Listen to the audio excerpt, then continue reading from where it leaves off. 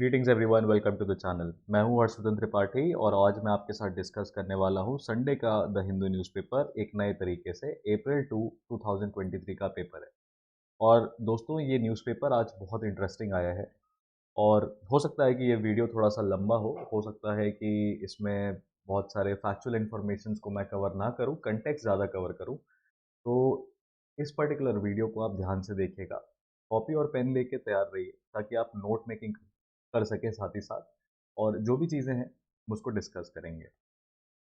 तो front page में हमारे पास न्यूज़ है एक पट्टनम मिस्ट्री की। ऑब्वियसली ये एस्केवेशन साइट है और यहाँ पे ये हिस्ट्री से रिलेटेड है, एंशंट हिस्ट्री से। और इस पर्टिकुलर एस्केवेशन साइट में एक केरला का बहुत सेंट्रल विलेज है, पट्टनम। ये आर्कियोलॉजिकल साइट जो है, ये हमारे साउथ वेस्टर्न कोस्ट की तरफ है। साउथ वेस्टर्न कोस्ट की तरफ बोलें तो अगर इंडिया में ये वाला रीजन है, this is particularly south western coast. तो ये वाले रीजन में जो एस्केवेशन साइट हो रही है, तो हम लोग को काफ़ी इंटरेस्टिंग चीज़ें यहाँ पे पता चली हैं। जैसे कि पट्टनम की पहले बात करें तो ये ग्रीको रोमन क्लासिकल एज के दौरान का है, यानी ग्रीक और रोमन की जो सिविलाइजेशन है जब वो ग्रो कर रही थी, उस टाइम पे पट्टनम भी काफ़ी ज़्यादा फ्लरिश कर रहा था। और ये साउथ इंडिया की एंशिएंट सिविलाइजेशन का पार्ट है।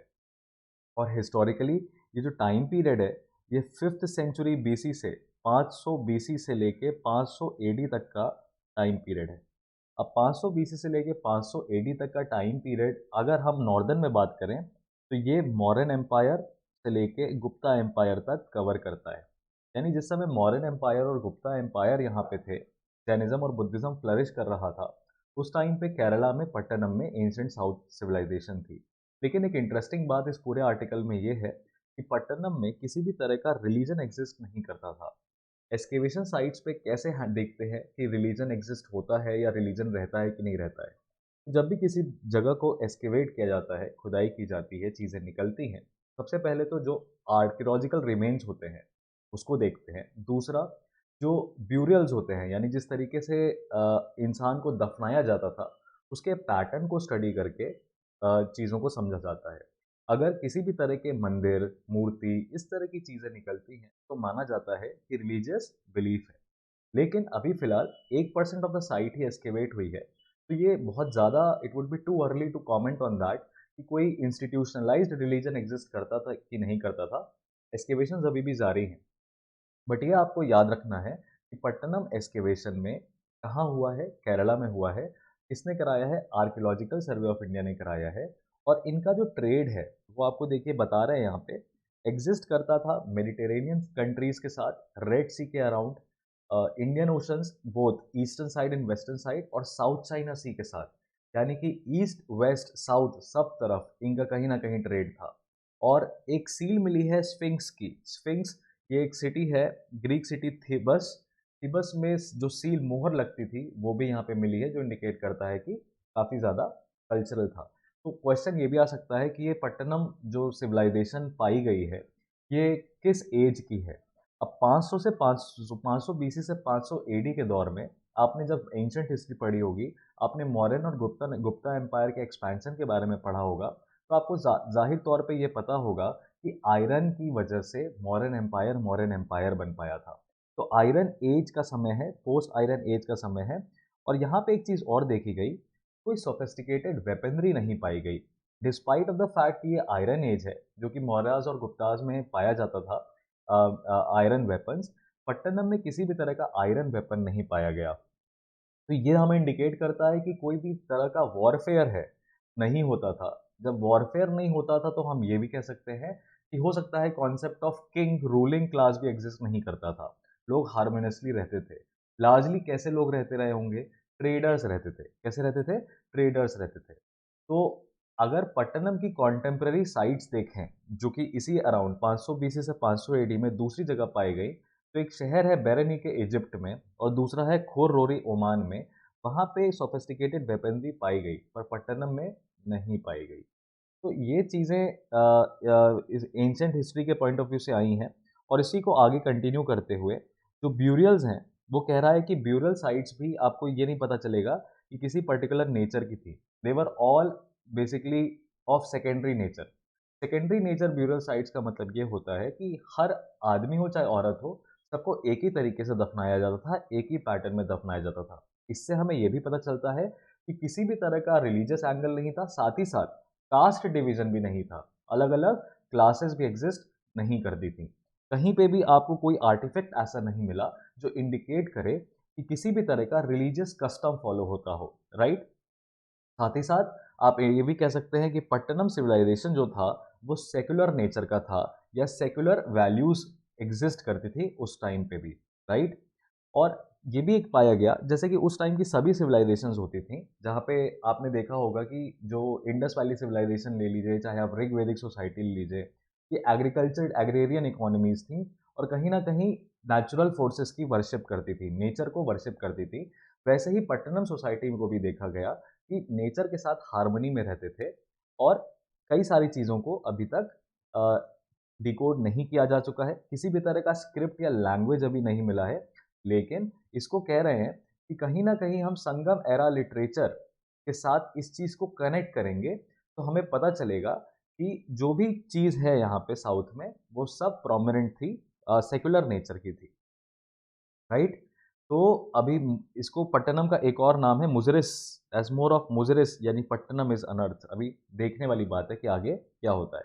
तो दोस्तों, अब एंशियंट इंडिया के पॉइंट ऑफ व्यू से Indus valley civilisation, iron age, यानी कि हम जब एजेस को देखते हैं तो आपको पता होगा हम सबसे पहले कॉपर एज से स्टार्ट करते हैं, चालकोलिथिक, फिर मेजोलिथिक, चालकोलिथिक, मेजोलिथिक, फिर नियोलिथिक पे आते हैं। जब नियोलिथिक एंड हो रहा होता है उसके बाद आयरन एज आती है। तो ये सभी चीज़ों को आप रिवाइज कर लीजिए, पढ़ लीजिए, और पट्टनम को अपने नोट्स में ऐड कर लीजिए। उसके बाद दूसरी न्यूज़ है, ये इकोनॉमी से रिलेटेड है, और इकोनॉमी से रिलेटेड न्यूज़ में एक इंटरेस्टिंग चीज़ हमारे सामने ये जो रखी हुई है, ये कह रहे हैं कि जीएसटी कलेक्शन जो है 1.6 लाख करोड़ हो गया है। अब बिगेस्ट क्वेश्चन जो simple simple form of question आ सकता है जीएसटी कलेक्शन के लिए, वो ये आ सकता है, जैसे आप देखेंगे कि आप जीडीपी को ईयर ऑन ईयर एंड पे देखते हैं, आप इन्फ्लेशन को क्वार्टरली देखते हैं, करेक्ट है। इन्फ्लेशन को क्वार्टरली देखा जाता है, जीडीपी ग्रोथ को ग्रॉस नेशनल प्रोडक्ट, जीएनपी जो भी है, ग्रॉस वैल्यू एडेड जीवीए, वो ईयर ऑन ईयर बेसिस पे देखा जाता है। लेकिन जीएसटी कलेक्शन को मंथ ऑन मंथ बेसिस पे देखा जाता है, यानी हर मंथ जीएसटी कलेक्शन ट्रैक होता है। ये एक इम्पॉर्टेंट कंपोनेंट है क्वेश्चन के पॉइंट ऑफ व्यू से। तो अगर प्रीवियस ईयर के मार्च की बात करें, तो प्रीवियस ईयर के मार्च से रिकॉर्ड कलेक्शन बहुत ज़्यादा हुआ है, 1.6 लाख करोड़ का हुआ है। ये आप याद रखिएगा, छोटा सा फैक्ट है, और ज़्यादा इसमें डिटेल में हमें नहीं जाना है। ये जो दूसरी, इसके बाद जो तीसरी न्यूज़ है, ये पॉलिटिकल नेचर की है। इसमें एक अभी करंट ट्रेंड में चल रहे कास्ट सेंसस के ऊपर बात है। बीजेपी कांग्रेस के ऊपर आरोप लगा रही है कि वो ओबीसी अगेंस्ट पार्टी है, और कहीं ना कहीं कांग्रेस बीजेपी पे आरोप लगा रही है कि वो भी ओबीसी अगेंस्ट पार्टी है। अब सवाल ये है कि ये ओबीसी, क्या कास्ट सेंसस, ओबीसी हो गया, एससी हो गया, एसटी हो गया, क्या किसी भी तरह का कास्ट सेंसस कराना ज़रूरी है? क्या कास्ट सेंसस हमारे रिजर्वेशन पॉलिसी की एंटीथेसिस हो सकता है? क्या कास्ट सेंसस एक पायदान हो सकता है, एक शुरुआत हो सकती है, जहां पे हम रिजर्वेशन के बेनिफिट्स को उन कास्ट से हटा दें जिनको मिल चुका है, और रादर दैन उन कास्ट को दें जिनको नहीं मिला है? आखिरकार क्या ऑब्जेक्टिव हो सकता है कास्ट सेंसस का? कहीं कास्ट सेंसस कराने के बाद ये पॉलिटिकल मैनिफेस्टोज में तो नहीं रिफ्लेक्ट होने जाएगा कि पॉलिटिकल पार्टीज फिर कास्ट को यूज़ करने लगे? किसी एक पॉलिटिकल पार्टी को पता चल गया कि इस पर्टिकुलर एरिया में यादव ज़्यादा हैं, तो उनकी रैलीज वहाँ पे ज़्यादा होने लगे। इसके ऊपर एक लंबा चौड़ा डिस्कशन या डिबेट किया जा सकता है। इसमें कुछ फैक्चुअल अभी हमारे पास नहीं है। हाँ, कुछ चीज़ें आप देख सकते हैं कि कास्ट सेंसस की बात सबसे पहले कब की गई, कहाँ की गई, राइट। अगेन हिस्ट्री से रिलेटेड, मॉडर्न हिस्ट्री से रिलेटेड, इंडिया की फ्रीडम स्ट्रगल से रिलेटेड ये एक इंपॉर्टेंट न्यूज़ हमारे सामने है, जहाँ पे तमिलनाडु की चीफ मिनिस्टर और केरला के चीफ मिनिस्टर ने वाईकॉम सत्याग्रह, वाईकॉम सत्याग्रह के 100 साल सेलिब्रेट किए।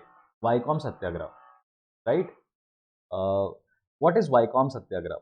तो सबसे पहला सवाल तो यही है कि क्या ये वाईकॉम सत्याग्रह, रॉलेट सत्याग्रह और इन सबसे सिमिलर थी? तो ये Vaikom satyagraha was not similar to what we had seen in our history. This was not a protest against colonial rulers. This was rather a protest against the king of Travancore.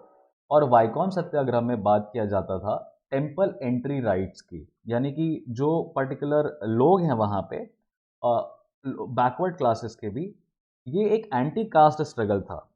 वाइकॉम सत्याग्रह याद रखेंगे, वाइकॉम सत्याग्रह। और ये इंडियन नेशनल कांग्रेस ने की थी। ऑब्वियसली ये 1923 के से लेके 1924 के बीच में हुआ था। स्वामी विवेकानंद जी जो है वो ट्रावनकोर को एक बहुत बुरा इलाका मानते थे जहाँ पे कास्ट ऑपरेशन बहुत ज़्यादा था, राइट। और उसमें जो कांग्रेस के लीडर्स इन्वॉल्व हैं वो हैं टी के माधवन, के केलप्पन और के पी केशव मेनन। ये तीन लीडर्स का नाम याद रखिएगा, टी के माधवन, के केलप्पन और के पी केशव मेनन। ये 1923 से जुड़े हुए हैं और ये वाइकॉम सत्याग्रह से एसोसिएटेड हैं। और ये बात टेम्पल एंट्री की थी, कास्ट ऑपरेशन जो था उसको ख़त्म करना था। आज भी कहीं ना कहीं साबरीमाला टेम्पल में आपको ये चीज़ें दिखाई देती हैं कि वुमेन राइट्स नहीं है, लो कास्ट के लोग अलाउ नहीं होते और दुनिया भर की चीज़ें हैं, राइट। उसी के साथ साथ 200 साल हो गए हैं, यानी 1823 की अगर बात करें तो यहाँ पे आपको दिखाई देगा 1823 का एक चेन्नार चेन्नार प्रोटेस्ट के बारे में यहाँ पे लिखा हुआ है, that is Channar revolt. Channar revolt is about a female with Nangeli. अब ये थोड़ा सा बहुत ही वियर्ड प्रोटेस्ट मैंने खुद ने पहली बार सुना है, मैं ऑनेस्टली बता रहा हूँ आपको।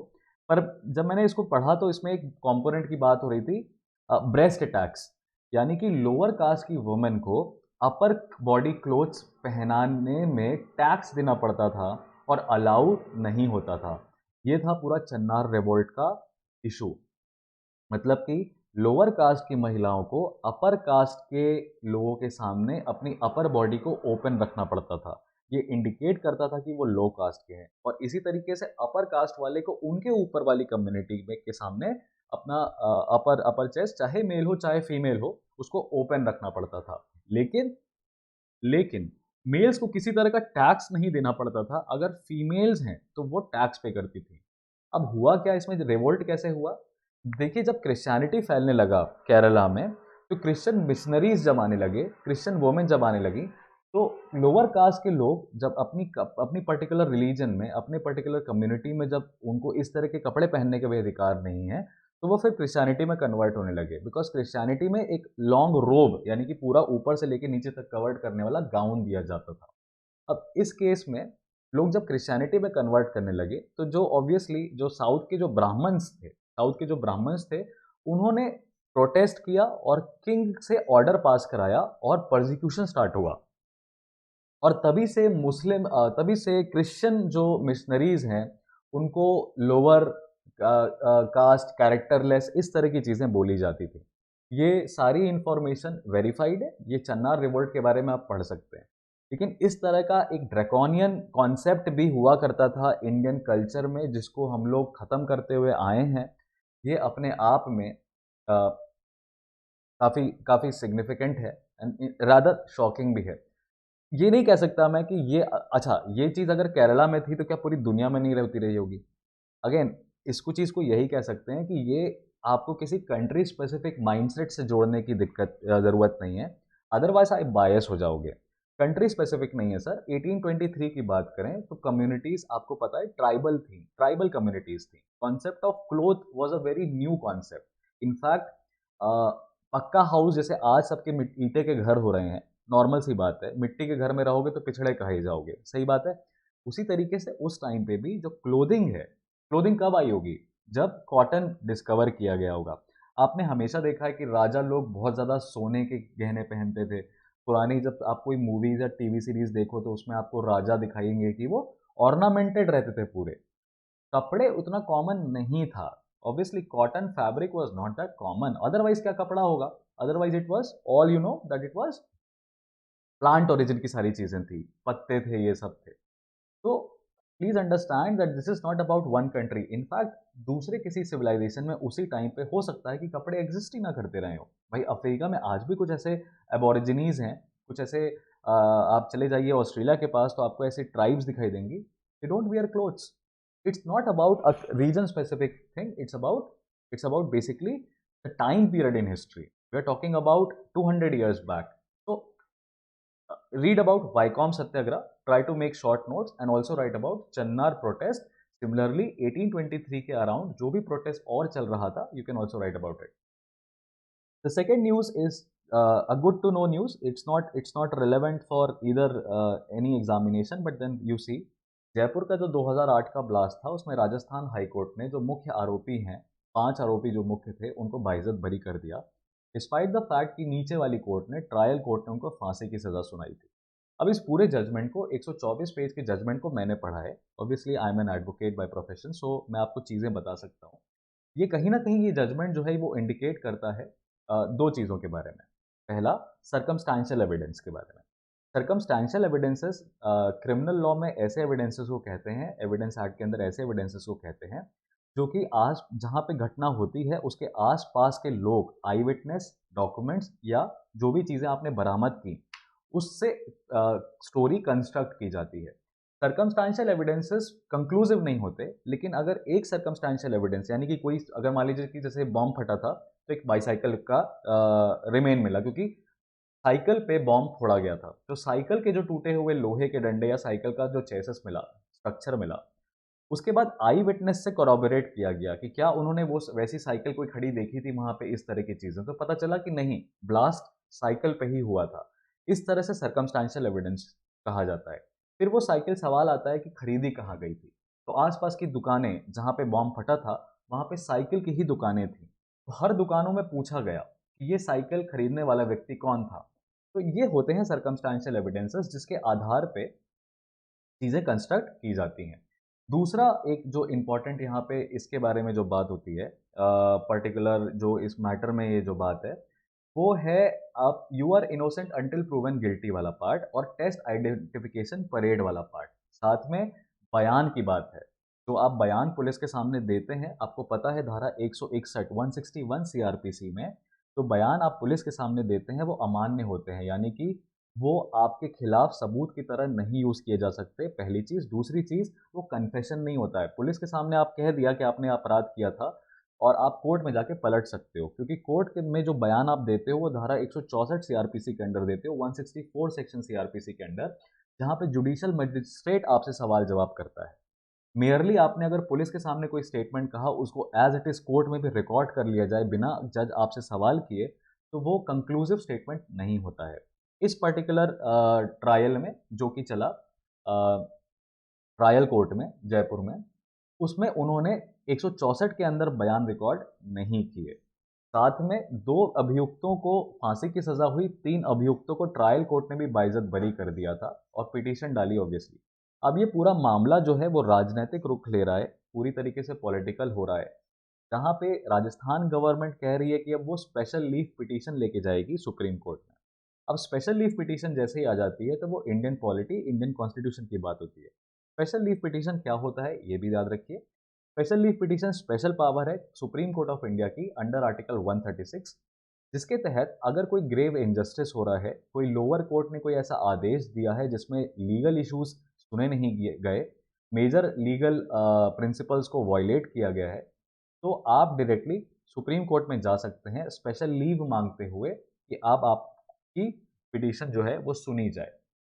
तो instead of filing a regular appeal, because supreme court में अपील फाइल करना उतना ईजी नहीं होता है as compare to SLP file करना, तो स्पेशल लीव पिटीशन में गवर्नमेंट, राजस्थान गवर्नमेंट जाने को तैयार है।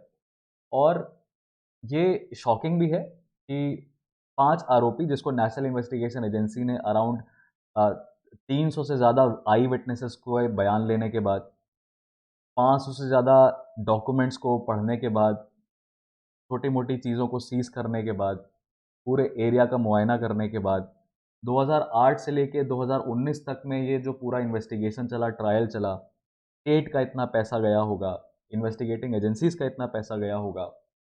बात सिर्फ पैसे की भी नहीं है, आतंकवादी हैं वो लोग, हम प्रूव नहीं कर पा रहे बस, राइट। तो ये एक शॉकिंग जजमेंट भी था जो कि हाई कोर्ट ने दिया। अब बीजेपी का आरोप लगाना है कांग्रेस पे कि कहीं ना कहीं मुसलमानों को अपीज करने के चक्कर में आतंकवादियों को संरक्षण दिया जा रहा है। ऐसा जमात इस्लामी हिंद के vice president M Salim Engineer का भी यही कहना है कि इन अभियुक्तों को, इन अक्यूज्ड पीपल को कोर्ट ने अगर बाइज्जत बरी कर दिया है तो उनको बाइज्जत बरी की तरह ट्रीट करिए, आप उनको आतंकवादी की तरह ट्रीट मत करिए।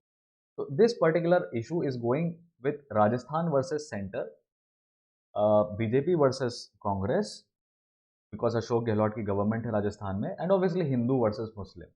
अब ये एक अंडरस्टैंडिंग की बात है, as aspirants, as educated beings, we need to understand that if the verdict is given by the High Court, right, or any decision is given by any court, it should not be turned political. And that is the principle of separation of powers. It might have a socio cultural, religious, or economic impact on citizens. You can have an opinion, but then you cannot disregard the veracity of the High Court, whether it has used legal principles to acquit the accused persons. So it should not be a political news. Anyway, having said that, the third news from this particular page is related to environment, and it's about Bandipur tiger reserve. अब ये सवाल ये है कि ये Bandipur tiger reserve है कहाँ? That's in Mysore, Karnataka. Tiger reserve Bandipur का कर्नाटका में है। दूसरे एक और टाइगर रिजर्व की बात होती है, rather Venugopal wild life park की बात होती है, right? Venugopal wild life park, Venugopal wild life park, Bandipur tiger reserve, ये सब आपको दिखाई देगा कर्नाटका में। और इसमें जो इंपॉर्टेंट फैक्ट है वो प्रोजेक्ट टाइगर के 50 इयर्स कंप्लीट हो रहे हैं। 1973 में प्रोजेक्ट टाइगर को अनाउंस किया था, इंदिरा गांधी की गवर्नमेंट थी। The idea was to conserve tiger, and at the same time you will find in 1971-72 tiger was declared as national animal, right? Along with this also remember NTCA, that is National Tiger Conservation Authority, is a statutory authority formed under Wildlife Protection Act 1972 to implement Project Tiger, right? Project tiger. अब आपको tiger consensus के बारे में भी आपने सुना होगा, तो आप उसके बारे में भी नोट्स बना सकते हैं। आप एक ऐप है जो टाइगर की जनगणना करता है, that is M stripes, again designed by NTCA द्वारा बनाया गया ये ऐप है, तो आप इसको भी पढ़ सकते हैं। और इनकी जो रिपोर्ट है उसका ज़रा देखिए, स्टेटस ऑफ टाइगर को predators and prey in India 2018। यहाँ पे कहा जा रहा है बांदीपुर में काफ़ी टाइगर्स, जब प्रोजेक्ट टाइगर अनाउंस किया गया तो 1973 में 12 टाइगर्स थे, आज अराउंड अराउंड 173 टाइगर्स हैं। तो कंजर्वेशन काफ़ी अच्छा हो रहा है, राइट? अब सवाल ये है कि ये जो टाइगर रिजर्व है ये किस पानी के किनारे है, किस नदी के किनारे है? तो मोयार रिवर के किनारे है, नीलगिरीज पहाड़ और मोयार रिवर के अराउंड है। और साथ में आप देखेंगे कि ये जो वेणुगोपाल वाइल्ड लाइफ पार्क है, जो कि 1941 में डेजिग्नेट किया गया था, कि Venugopal is the basically the lord of the jungle there, right? The lord of the jungle, he is a deity at the top atop hill, उनके नाम पे था। अगेन दूसरा जो न्यूज़ है, again I would say this is environment as well as this is related to society. बात है यहाँ पे एक डैम प्रोजेक्ट की, एक डैम प्रोजेक्ट की और कोंडा रेड्डी एक ट्राइब की, यानी it's about a tribal rights versus modern development. Tribal rights versus modern development में बात क्या है? इमेज में आपको दिखाई देगा कोंडा रेड्डी का ट्राइबल हैबिटेशन गोदावरी नदी के किनारे है, और बात है पोचावरम गांव की, जो कि अलूरी सीताराम राजू का, जो आंध्र प्रदेश की जो गांव है, अलूरी सीताराम राजू का जिले का है, राइट? अलूरी सीताराम राजू आपको पता है गुरिल्ला वॉरफेयर के लिए इंडिया के बड़े जाने माने काफ़ी काफ़ी काफ़ी रिनाउंड फ्रीडम फाइटर रह चुके हैं। ऑब्वियसली ये 1850 से लेके 1900 के बीच में, initially before even the Congress was formed, the movement was led by tribal uprisings, right? तो 1857 की क्रांति के बाद अलूरी सीताराम राजू भी उनमें से एक काफ़ी इंपॉर्टेंट फिगर है। अब यहाँ पे एक डैम कंस्ट्रक्ट किया जा रहा है गोदावरी नदी में, और पोलावरम डैम प्रोजेक्ट आपने सुना होगा। तो पोलावरम डैम प्रोजेक्ट के चलते हो क्या रहा है कि जब डैम बनता है तो आपको पता है पानी का लेवल राइज होता है और आसपास के गांव जो हैं डूब जाते हैं। तो गांव वालों को रिहेबिलिटेट किया जा रहा है, रीसेटल किया जा रहा है। अब इन गांव में जो ट्राइबल पॉपुलेशन है, उनकी चाहे शादी हो, चाहे बच्चे की मुंडन हो, चाहे बच्चा पैदा हो, चाहे किसी की डेथ हो, कुछ भी हो, सब चीज़ गोदावरी नदी से रिलेटेड है। यानी कि कोई भी रिलीजियस सेरेमनी होती है गोदावरी नदी के किनारे होती है, गोदावरी नदी में लोग नहाते हैं और तमाम तरह की चीज़ें हैं। अब उस ट्राइब का पूरा कल्चर जो है वो रिवर से ओरिएंटेड है और एक पोलावरम डैम प्रोजेक्ट जो कि इरिगेशन डैम प्रोजेक्ट है, जो कि आपकी फूड सिक्योरिटी के लिए किया जा रहा है, किसानों के लिए आंध्र प्रदेश में किया जा रहा है। उसकी वजह से ये ट्राइबल पॉपुलेशन को नदी से रिहैबिलिटेट किया जा रहा है, हटाया जा रहा है। ऐसे में लोग कह रहे हैं कि हमारा जो कल्चर है, जो ट्राइबल राइट्स हैं, ट्राइबल कल्चर जो है, उसका कंप्लीट डिसरिगार्ड है, उसको कंप्लीटली इग्नोर किया जा रहा है। सवाल यही है कि किस तरीके से बिसॉन हिल्स में ये कोंडा रेड्डी के ट्राइबल कल्चर के एग्जिस्टेंस को खतरा है, क्या इसको रोका जा सकता है, क्या इस पे कोई ऑल्टरनेटिव है, क्या पोलावरम इरिगेशन डैम प्रोजेक्ट को रीप्लान किया जा सकता है, क्या उसकी हाइट को चेंज किया जा सकता है। तमाम तरह की चीज़ों पे लंबा चौड़ा डिस्कशन फिर से हो सकता है। बट देन अगेन, आपको पता है कि अगर डेवलपमेंट और कल्चर को कंपेयर करें तो एक मॉडर्न स्टेट में डेवलपमेंट की इम्पोर्टेंस ज़्यादा है, कल्चरल प्रिजर्वेशन कंजर्वेशन है। बट देन पॉइंट इज कि गोदावरी नदी तो नहीं ख़त्म की जा रही, गोदावरी नदी तो रहेगी ही रहेगी। उनको किसी ऐसी जगह रिहैबिलिटेट किया जाए ऑब्वियसली जो कि गोदावरी नदी के बैंक्स में हो, तो बैंक्स ऑफ गोदावरी नदी के अराउंड ही उनको रिसेटल किया जाए। गोदावरी नदी से उनको कहीं दूर ना फेंका जाए। इसमें आंध्र प्रदेश गवर्नमेंट और सेंट्रल गवर्नमेंट दोनों को जॉइंट एफर्ट लेना चाहिए और तभी जाके कल्चर भी कंजर्व हो सकता है। समझ गए आप? तो ये वाले पॉइंट न्यूज़ को भी आप लिख सकते हैं। एक बहुत अच्छी चीज़ यहाँ पे मैंने देखी, ये एक लोकल फ़ोक ट्रेडिशन के बारे में बात हो रही है। नाउ आप देख सकते हैं पर्टिकुलरली इसके ड्रेसअप को देखिए आप। आपको कहीं न कहीं थोड़ा-सा इसमें गॉड टाइप का लुक आ रहा है।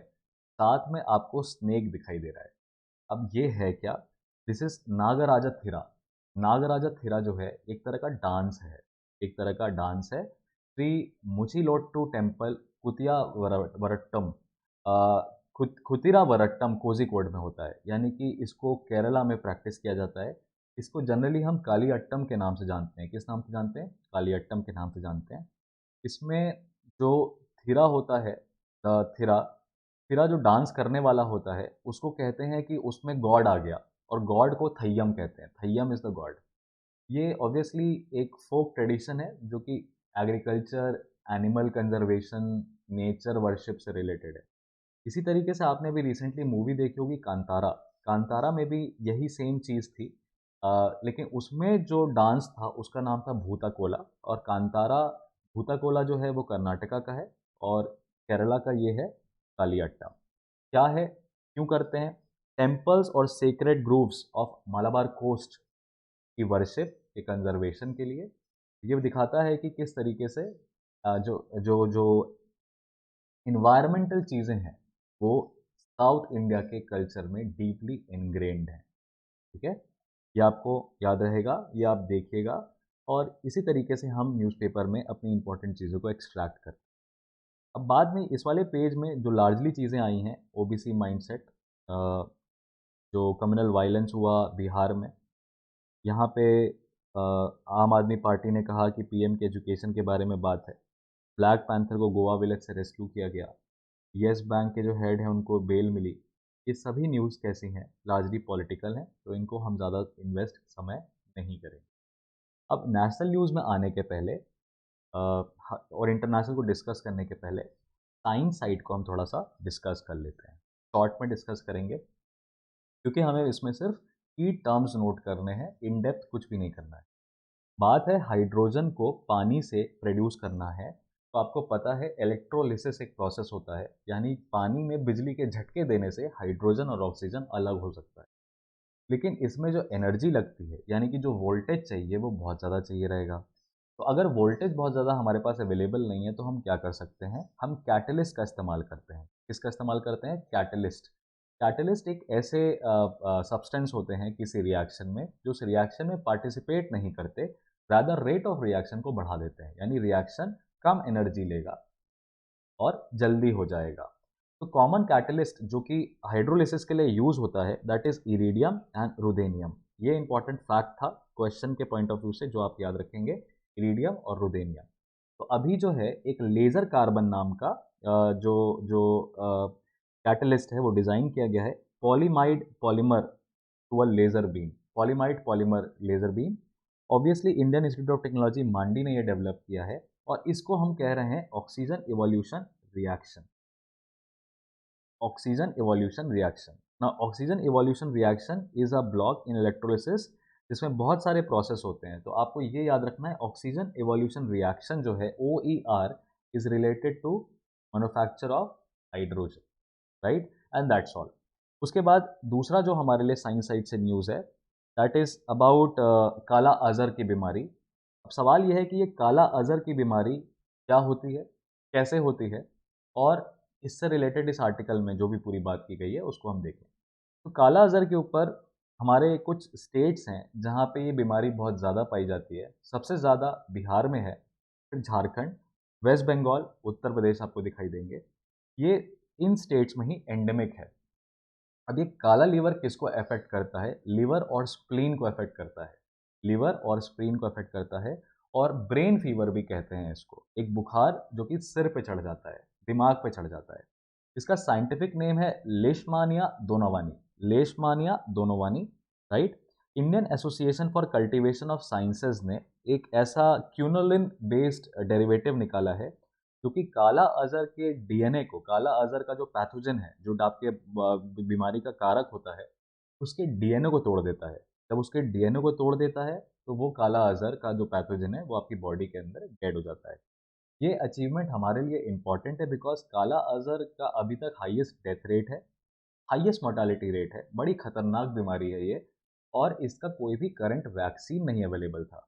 थोड़ी मोड़ी चीज़ें हैं जो कि फीवर को कंट्रोल कर लगती थी, लेकिन अल्टीमेटली लोग मर ही जाते थे। तो ये इसके ऊपर पूरी पूरी न्यूज़ है। अब काला अज़हर के ऊपर जो बेसिक फैक्ट हमको याद रखना है वो ये याद रखना है कि ये वेक्टर बॉर्न है। वेक्टर बॉर्न यानी कि सैंड फ्लाई से फैलता है, राइट। ये ट्रॉपिकल डिजीज़ है, सिर्फ ट्रॉपिकल कंट्रीज़ में होती है जहाँ पे फ्लाइज होते हैं। और प्रोटोजोवन पैरासाइट होता है, ना ही बैक्टीरिया ना ही वायरस, प्रोटोजोवन पैरासाइट है ऑफ द जीनस लेशमानिया, जो कि वर्ल्ड की पुअरेस्ट पॉपुलेशन को अफेक्ट करता है। 90 कंट्रीज़ में पाया गया है, लेकिन 95% केसेस जो हैं इसके वो इंडिया में हैं। साथ में स्टेटमेंट बेस्ड क्वेश्चंस के और पॉइंट ऑफ व्यू से आ सकता है कि अगर किसी एचआईवी संक्रमित व्यक्ति को सैंड फ्लाई ने काटा और उसको भी उस सैंड फ्लाई ने आपको भी काट लिया, तो सैंड फ्लाई की वजह से काला अजहर हो जाएगा, साथ ही साथ एचआईवी भी आपको हो जाएगा, जिससे आपकी बॉडी की फाइट करने की टेंडेंसी भी रिड्यूस हो जाएगी। तो ये अपने आप में एक डेंजरस चीज़ें बन जाती है। अब काला आज़र को जो जो जो ये डेरिवेटिव है, जो ये चीज़ें की गई, सबसे पहले 1966 में डिस्कवर की गई थी और तब से इसके ऊपर डेवलपमेंट चल रहा है। हालांकि ऐसे क्वेश्चंस आपको पता है कि नहीं पूछे जाते हैं। तो आप काला आज़र के बारे में ये बेसिक चीज़ें जान सकते थे। उसके बाद दूसरी न्यूज़ है Marburg virus outbreak. Marburg virus outbreak 2 African countries में पाया गया। अब ये मारबर्ग वायरस जो है ये एबोला वायरस जैसा ही है। एबोला वायरस आपको पता है अफ्रीकन नेशंस में आपने सुना है। इक्वेटोरियल गिनिया और तांजानिया जैसे 2 देशों में ये मारबर्ग वायरस डिजीज पाई गई। ये फर्स्ट एवर वायरस आउटब्रेक है इन कंट्रीज में, राइट। डब्ल्यूएचओ ने इस बीमारी के फैलने का जो रिस्क लेवल है वो हाई बताया है और अभी तक इसको इमरजेंसी तो घोषित नहीं किया है। मारबर्ग वायरस सबसे पहले डिस्कवर किया गया था 1961 में, जब ये आउटब्रेक हुए थे जर्मनी और सर्बिया में, जहाँ पे फेटल हेमोरेजिक फीवर्स जो हैं वो ह्यूमंस में देखे गए, राइट। अगेन ह्यूमन कांटेक्ट से भी हो सकता है और इस बीमारी का ओरिजिन जूनोटिक है। चमगादड़ों से होती थी ये बीमारी, चमगादड़ों से इंसानों में आई और human to human fluid contact यानी सलाइवा से, थूक से, खांसी से, जो भी फ्लूइड कांटेक्ट से फैल सकता है, ये याद रखिएगा। 1961 में पहली बार डिटेक्ट किया गया था और अलग अलग समय में मार्बर्ग वायरस पाए गए। ये हाईएस्ट फैटेलिटी रेट है, 90% का फैटेलिटी रेट है इसको, राइट। और अभी भी इसकी भी कोई भी अप्रूव्ड वैक्सीन नहीं है। तो 2 बीमारियों के बारे में हमने देखा, काला अजहर, मार्बर्ग वायरस, और ऊपर हमने देखा electrolysis OER mechanism, that is oxygen evolution reaction के बारे में, एंड दैट्स ऑल। उसके बाद FAQ वाले कंपोनेंट को डिस्कस कर लेते हैं। इसमें लार्जली जो चीज़ें हैं वो डिस्कशन वाला पार्ट है, नोट मेकिंग नहीं है इसमें। सबसे पहले तो ये ध्यान रखिएगा, आपको क्लाइमेट चेंज से रिलेटेड जो भी हमारा एग्रीमेंट है, क्लाइमेट चेंज से रिलेटेड हमारा एग्रीमेंट है, that is United Nations framework convention on climate change. ये 2015 पेरिस क्लाइमेट अकॉर्ड में कंट्रीज जो हैं 195 countries of the world came together and decided that वो कहीं ना कहीं कोशिश करेंगी ग्लोबल टेम्परेचर्स को 1.5 डिग्री से 2 डिग्री सेल्सियस के बीच में रखने की। यानी जो राइज हो रहा है हमारा temperature year on year basis पे, वो 1.5 डिग्री से 2 डिग्री सेल्सियस के बीच में ही होना चाहिए। अभी आईपीसीसी की छठी report I, inter governmental panel on climate change, IPCC की छठी रिपोर्ट आई, जिसको सिंथेसिस रिपोर्ट कहा जाता है। उस सिंथेसिस रिपोर्ट में आईपीसीसी ने बताया कि 1.1 डिग्री सेल्सियस टेम्परेचर बढ़ गया है। और अगर आपको 2030 तक, अगर आपको ये चीज़ रोकनी है, तो आपको 2030 तक जितनी भी कंट्रीज अभी कार्बन एमिट कर रही हैं, इसका 50% करना पड़ेगा उनको। This is practically impossible. अब ऐसे में जो COP27 हुआ शर्म एल शेख में पिछले साल, तो कंट्री ने ये बताया, इन कंट्रीज ने बेसिकली कहा कि कहीं ना कहीं हमें एक फाइनेंस डेवलप करने की, क्लाइमेट फाइनेंसिंग की ज़रूरत है। अब सवाल ये है कि अगर ये डेवलप्ड कंट्रीज और डेवलपिंग कंट्रीज अगर क्लाइमेट चेंज के एफर्ट्स को नहीं लेती हैं, तो वातावरण गर्म होगा, ग्लेशियर्स ज़्यादा तेज़ी से मेल्ट करेंगे, सी लेवल राइज करेगा, और small island developing states, seeds countries जो हैं, राइट, ये डूब जाएंगे। तो इनको सबसे ज़्यादा खतरा है। बात सिर्फ क्लाइमेट चेंज की नहीं है, बात ह्यूमैनिटेरियन क्राइसिस की, राइट। तो ऐसे में यूनाइटेड नेशन जनरल असेंबली के सामने पहली बार एक बहुत छोटा सा island state, Pacific island of वनातु, Pacific island state of वनातु ने ये रेजोल्यूशन रखा, जिसको 2015 में साइक्लोन पाम ने डिस्ट्रॉय कर दिया था। अब आपको पता है साइक्लोन जो आते हैं वो बेसिकली इसी वजह से आते हैं, जब हवा का और सी सरफेस का जो टेम्परेचर है वो ऊपर नीचे हो और काफ़ी ज़्यादा वेरी करे।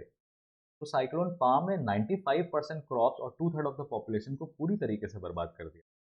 तो उस आइलैंड कंट्री ने यूनाइटेड नेशन जनरल असेंबली के सामने एक रेजोल्यूशन रखा। क्या रखा?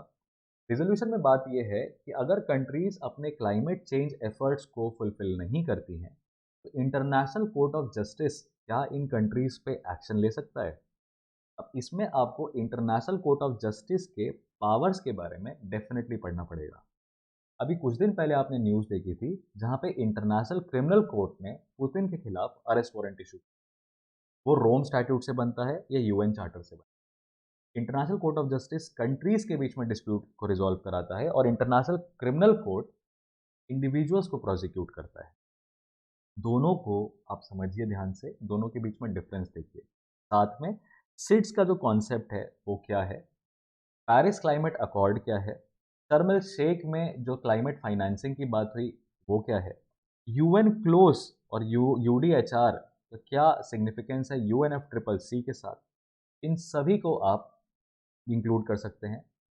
पोजीशन की बात करें तो भारत की इसमें क्या पोजीशन है, ऑब्वियसली भारत अभी चुप है, कॉन्शियसली चुप है, सोच समझ के चुप है, देख रहा है कि यूएसए और चाइना जैसे देश इसमें कैसे रिस्पॉन्ड करते हैं। बिकॉज डेवलप्ड नेशंस की अगर हम बात करें, कॉमन बट डिफ्रेंशिएटेड रिस्पॉन्सिबिलिटी, जो भारत कहता है, ब्राज़ील कहता है, साउथ अफ्रीका कहता है कि हम सबकी कॉमन जिम्मेदारी है, पर सबके ऊपर अलग-अलग स्तर से है। यानी कि डेवलप्ड कंट्रीज़ हमसे पहले कार्बन एमिट कर रही हैं, तो उनको पहले कार्बन टारगेट्स अपने अचीव करने हैं। तभी तो भारत ने कहा कि हम 2070 तक नेट न्यूट्रल होंगे, चाइना ने कहा हम 2060 तक होंगे, और अमेरिका ने कहा हम 2050 तक होंगे। जो 3 कंट्रीज़ हैं, ये टॉप 3 एमिटर्स हैं कार्बन के। तो आप यही दिखाई देता है आपको कॉमन बट डिफरेंशिएटेड रिस्पॉन्सिबिलिटी का डायरेक्ट इम्पैक्ट। तो लेकिन भारत के जो नेबरिंग कंट्रीज़ हैं, बांग्लादेश हो गया, मालदीव्स मालदीव्स, नेपाल, श्रीलंका, और जो इंडियन ओशन के आइलैंड स्टेट्स हैं, उन्होंने इस रेज़ोल्यूशन को सपोर्ट किया है। ऑब्वियस सी बात है, ज़ाहिर-सी बात है, अगर नेपाल को भी हम इंक्लूड ना करें, तो बांग्लादेश, मालदीव, श्रीलंका, आइलैंड स्टेट्स डूबने की कगार पे हैं। बहुत खतरा है इनको। अब नेपाल ने क्यों किया ये एग्रीमेंट? क्योंकि नेपाल में हिमालयाज़ हैं, नदी है। आज अगर वहाँ पे टेम्परेचर राइज़ होगा, पूरा हिमालयन इकोसिस्टम डिस्टर्ब होगा, और नेपाल के लोगों को फ़र्क पड़ेगा, ख़त्म हो जाएगा नेपाल। उसने भी क्या किया है? सपोर्ट किया है। अब बात यह है कि अगर इसमें आईसीजे का अगर कोई जजमेंट आ भी जाए, कोई चीज़ वो कह भी दें, तो वो बाध्य नहीं होगा, वो लीगली बाइंडिंग नहीं होगा, बिकॉज़ एडवाइज़री ओपिनियन माना गया है। आईसीजे क्या सोचता है इस मामले में, कि अगर कंट्रीज़ यूएनएफ ट्रिपल सी को फॉलो नहीं करती हैं, अबाइड नहीं करती हैं, तो क्या उस पे सैंक्शन लगाया जा सकता है? क्या कोई एक्शन लिया जा सकता है? या प्राइम मिनिस्टर को सज़ा दी जा सकती है? अब भारत का एक कहना है, जो कि हमारे लिए बहुत इंपॉर्टेंट है, जिसको हम मार्क करके अपने दिमाग में रखेंगे।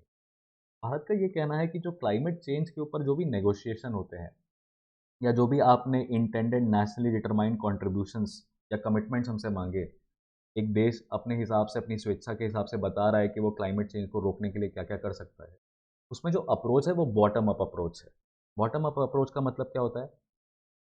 एक देश अपने लोगों को के हित में, ऑब्वियसली डेवलपमेंट है तो लोगों की बात है, सिटीजन्स की बात है।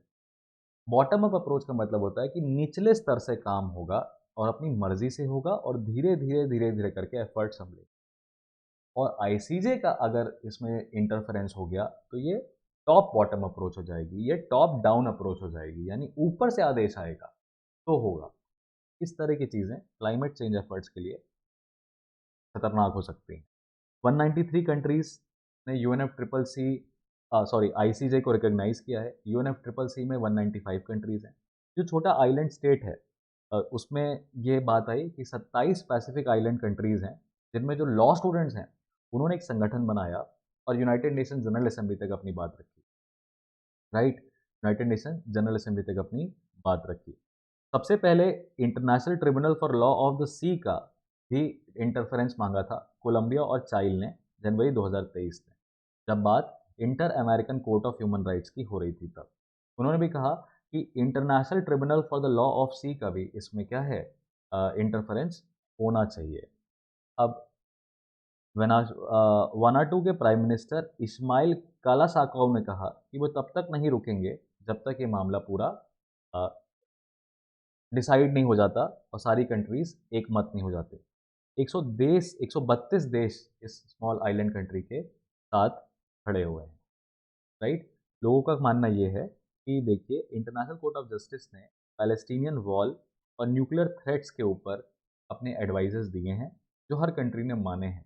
इसमें भी आईसीजे को इंटरफेयर करना चाहिए। ठीक है, ये पूरा मामला आपके सामने इस तरीके से डिस्कस हो रहा है। साथ ही साथ इसके बाद जो और न्यूज़ आई है हमारे सामने, वो चैट जीपीटी के ऊपर है। अब चैट जीपीटी के ऊपर एलॉन मस्क और बहुत सारे लोगों का कहना है कि आर्टिफिशियल इंटेलिजेंस को इतना मजबूत मत करिए कि आर्टिफिशियल इंटेलिजेंस बेकाबू हो जाए, ह्यूमन इंटेलिजेंस के बराबर आ जाए।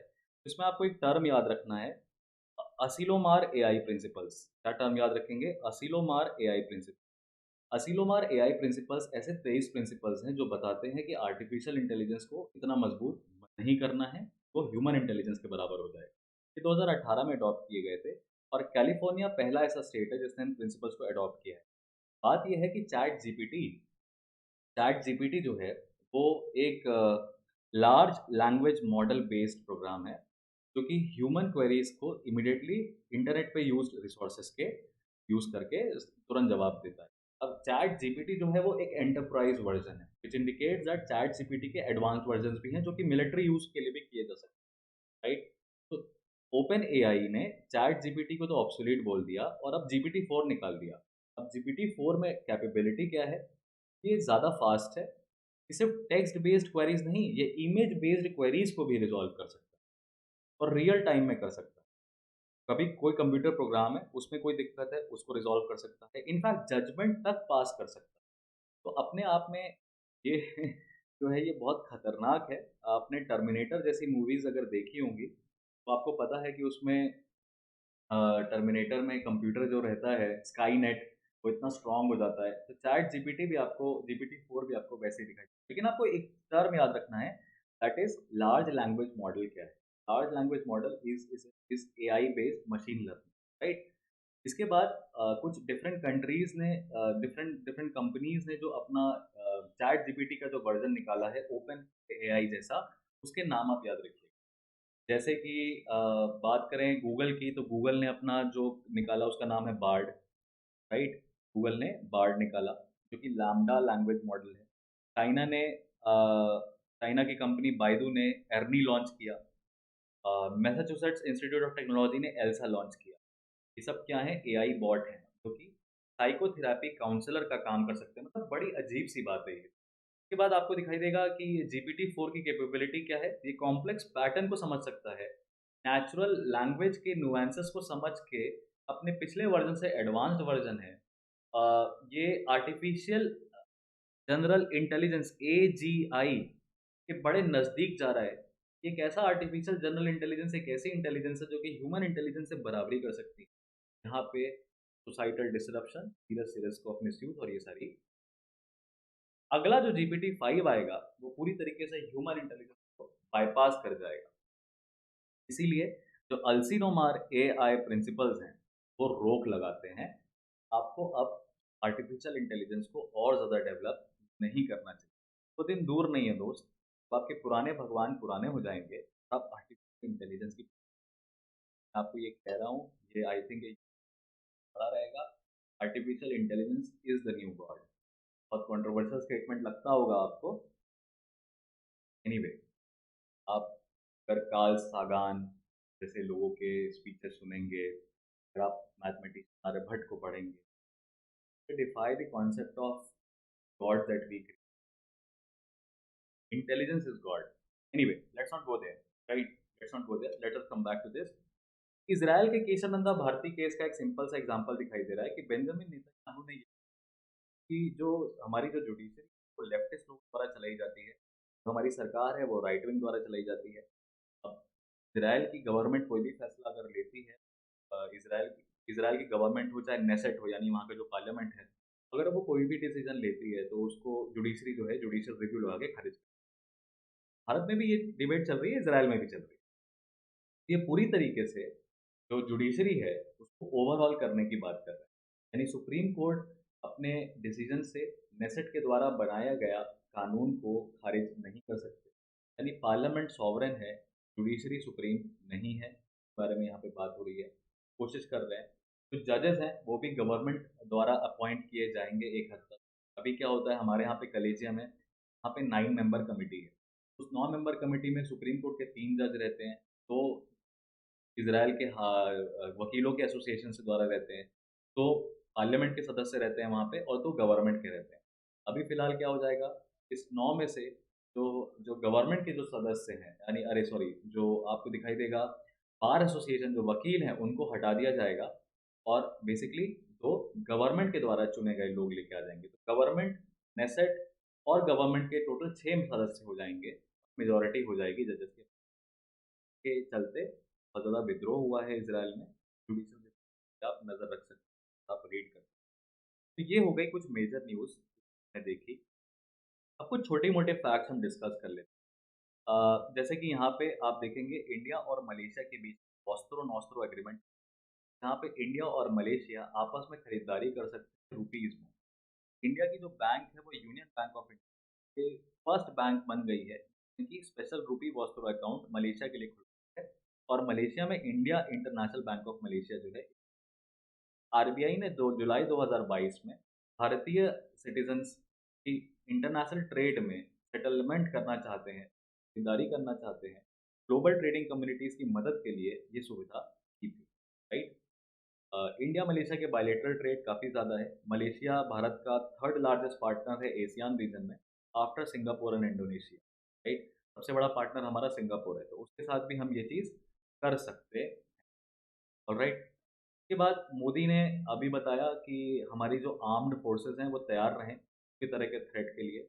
ये उन्होंने कंबाइंड कमांडर कॉन्फ्रेंस जो है भोपाल में हुई, उसमें कहा, जो कि chief of defence staff Anil Chauhan के प्रेजेंस में की गई और इसकी थीम थी रेडी, रिसर्जेंट और रेलेवेंट, याद रखेंगे। साथ में नरेंद्र मोदी हमारे प्राइम मिनिस्टर को बासेल डे परेड के लिए इनवाइट किया गया है फ्रांस में। ये बासेल डे परेड क्या है, ये एनुअल परेड है फ्रांस में जो होती है, मिलिट्री परेड है।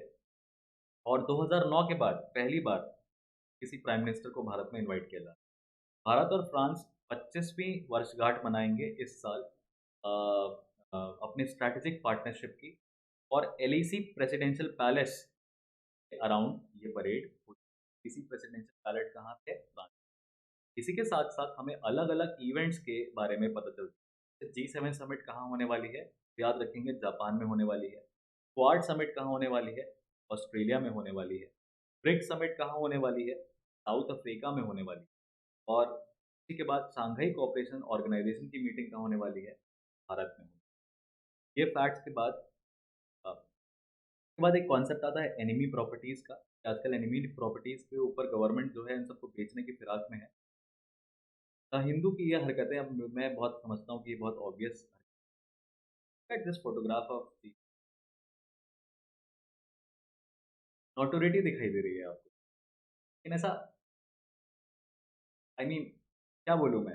मुझे माइंडसेट दिखता है द हिंदू वालों का कि क्या करना चाहते हैं। वो फोटोग्राफ भी चुन-चुन के चूज़ करते हैं, राइट? आपको दिखाई देगा कि वाह! एनिमी प्रॉपर्टी अच्छा पैसा कमाने के पीछे नैरेटिव बिल्डिंग की बात। मुझे ऐसा लग रहा है हो सकता ना हो। But then again enemy properties क्या होती है? तो एनिमी प्रॉपर्टीज़ वो प्रॉपर्टीज़ हैं उन लोगों की जिन्होंने पाकिस्तान या चाइनीज़ सिटीज़नशिप ले ली आफ्टर वॉर्स।